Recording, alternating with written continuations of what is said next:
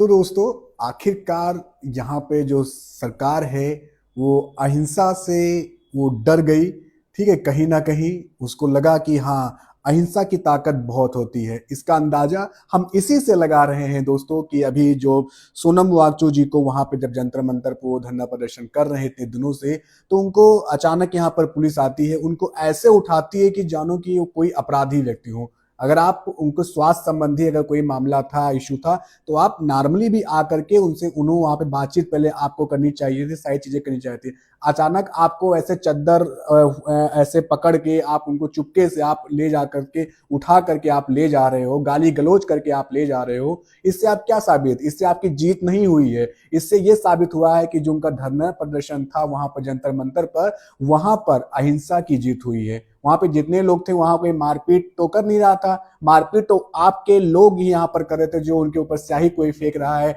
या कोई कुछ फेंक रहा है। तो ये कहीं ना कहीं एक प्रकार से ये जीत हुई है यहाँ पर। ठीक है, क्योंकि अहिंसा को यहाँ पर दबाने की कोशिश की जा रही थी, और ये अहिंसा को दबाना ये आपका डर बता रहा है कि हाँ, आपको इस प्रदर्शन से कितना डर आपको लग रहा था। ठीक है, अगर आज के वर्तमान समय में अगर कोई शिक्षा पर बात कर रहा है, कोई एजुकेशन सिस्टम पर बात कर रहा है, कोई अगर किसी अहम मुद्दे पर वो बात कर रहा है, स्वास्थ्य पर बात कर रहा है, तो वो आपको बेकार लगेगा। ठीक है, आप उस पर कार्रवाई करने लगोगे, आप उस पर एफआईआर कर दोगे।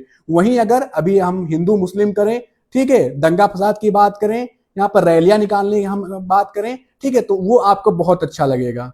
ठीक है, लेकिन अगर यहाँ पर कोई एजुकेशन सिस्टम को सुधारने की बात कर रहा है, पेपर लीक ना हो उसकी बात कर रहा है, तो वो आपको कोई आतंकवादी से वो कम नहीं लग रहा है ना। तो ये कहीं ना कहीं लोकतंत्र में जवाबदेही होनी चाहिए। ठीक है, ये नहीं कि हाँ बस इतने दिनों से चल रहा है, क्या कोई या फिर शिक्षा मंत्री हो गए या फिर भारत सरकार की तरफ से या फिर किसी मिनिस्टर की तरफ से कोई एक जवाब तो होना चाहिए कि हाँ ऐसा, आप जवाब तो दो। आपको किस लिए बैठाया गया वहां पे? बस केवल कुर्सी घुमाने के लिए बैठाया गया? नहीं ना। ठीक है, अगर कोई जनता अगर आपसे सवाल पूछ रही है तो आपको उसका जवाब देना पड़ेगा उसको। ठीक है, अगर आपके पास जवाब है तो आप उसे दीजिए। क्यों आप उसे नहीं दे रहे हो?